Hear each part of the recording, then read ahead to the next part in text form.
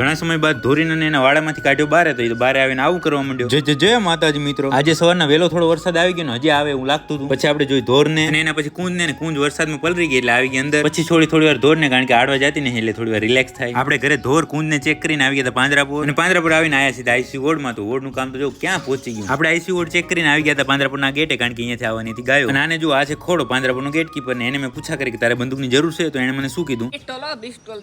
pistol